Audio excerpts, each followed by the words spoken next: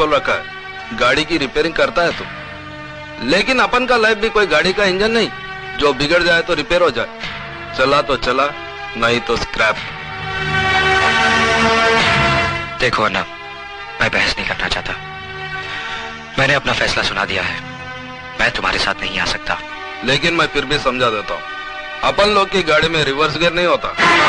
हाँ, इसलिए सिर्फ आगे बढ़ना चाहता हूँ, नहीं लौटना मुझे उन रास्तों पर जिस पर बेगुनाह इंसानों की लाशें खून से लिथड़ी पड़ी हो। नहीं लेना उस हवा में सांस जिस हवा में बारूद का धुआं शामिल हो। अन्ना, मैं तुम्हारे हाथ जोड़ता हूँ, मुझे मजबूर मत करो। प्लीज चले जाओ यहाँ से। क्या बोला तू? मैं चले जाऊं यहाँ से? मेरे को बोला तू? मेरे को बोला? अरे तू जब रोता था ना, तो तेरी रोने की आवाज नहीं निकलती थी तेरी हलक से। ऐसे मरेले हालत में कोई कचरे में फेंक के गया था तेरे को? मैं उठाया तेरे को, अन्ना उठा के पाला तेरे को।